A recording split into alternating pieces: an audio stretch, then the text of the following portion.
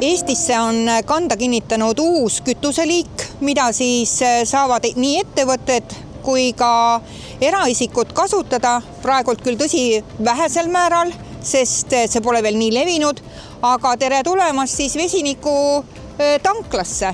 Ja kui me siia saabusime, siis meile tundus, et kogu see protsess on siin Utilitase suures tehases, aga võta näpust. Tegelikult on see tehnoloogia üsna kompaktne, väikese mahuga ja peaasi, et see on ju roheline energia. Räägime, kui turvaline on tankida ühest vesinikutanklast? Esiteks, ta on avalik tankla, ehk siis kõik ohutusstandardid ja ohutuse asjaolud on läbi mõeldud kõige kõrgematel tasandimetel ja osaliselt on isegi teatud uuringud näidanud, et vesinik kui kütus on võib-olla isegi ohutum kui näiteks bensiin või tavalised konventsionaalsed kütused. Ja põhjus on väga lihtne, et vesinik on jah, väga tuleohtlik, aga ta on ka väga kerge, ehk siis ta lendub väga kiiresti üles, samas kui näiteks bensiiniaurud või näiteks propaan-butaaniaurud võivad ladestuda näiteks maapinnale. Nii et standardid, ohutus, ettevaatlikkus ja kogemus, et need annavad kindlasti väga hea tulemi. Kui ma nüüd tulen autoga siia tankima, mida ma peaksin arvestama, millega? Esiteks, et kõik maksevahendid töötavad nagu tavalises tanklas. Et nagu ma ütlesin, et see on tavaline tankla, ta on lihtsalt uue kütuseliigina võib-olla Eesti turul. Kõige parem näide on võib-olla surugaasi tankimine ja tegelikult muud ei olegi. Et väga lihtsalt siis saab hakkama, maksevahendite kontekstis ei ole väga suur erisus ja mis on võib-olla kõige olulisem, et ei tasu karta seda, et see on lihtsalt üks kütuseliik, mis on turule tulnud ja vajab võib-olla tõesti natuke harjumist, aga ei midagi müstilist. Selle vesinikuga tankimine võtab ju väga vähe aega. Ta on kindlasti kiire ja ta on surugaasiga võrreldav ja siin tuleb alati silmas pidada, et vesinikuauto, kui me räägime näiteks kas või meie selle taga olevat autodest, on ju olemuselt elektriauto. Ja kõige suurem pluss, mida meie partnerid toovadki välja, on see, et kui elektriauto ikkagi avalikust laadjas tahab ikkagi pluss 15-30 minutit tankime, siis vesinikuauto me saame tõesti alla 5 minutiga tangitud ja sõidab edasi. Ajavõit, et see on väga-väga suur argument. Kui te nüüd Alexelas hakkasite seda kütusejaama välja ehitama, mis olid mingid erinõuded, millega tuli arvestada või kas nad oli?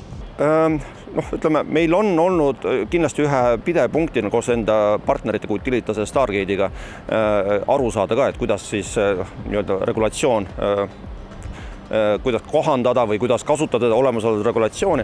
Ja praegu saab öelda, et me ikkagi ehitasime ta väga standardse tankla lahendusena. Jah, seal on teatud ohukujad, ohustandardid on teised, aga ütleme, protsess oli tegelikult koostöös partneritega väga sujuv. Nii et võiks öelda, et ta on peaaegu nagu tavalise tankla ehitamine.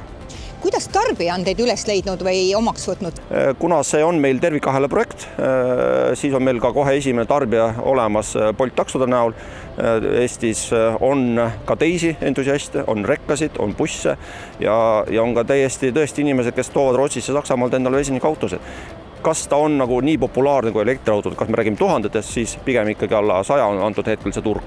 Aga veel kord, et ega me ei ole ka tankla tavanud veel, nii et meil suured avamised alles tulevad, kuigi ütleme, tankla funktsionaalsus on 100% praegu. Nii et esimesed pääsukesed sõidavad? Jah, ja juba päris pikalt.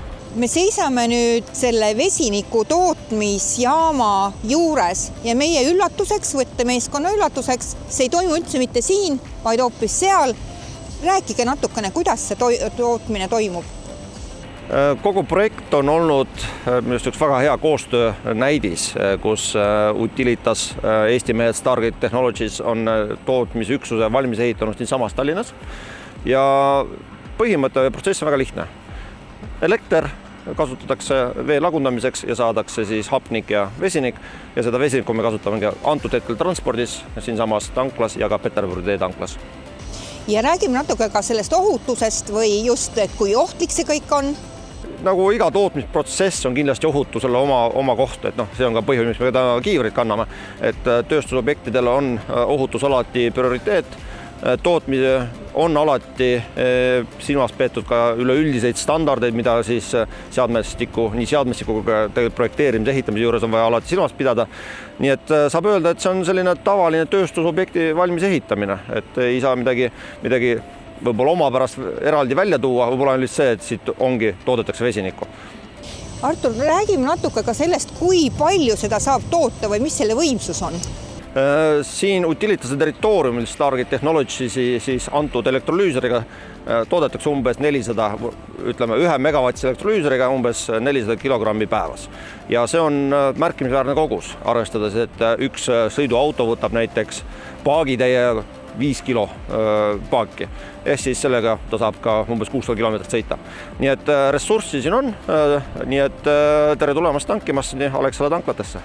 Kuidas on Alexa ja järgmised plaanid koos oma siin partneritega, et millal tulevad uued jaamad või kas tulevad?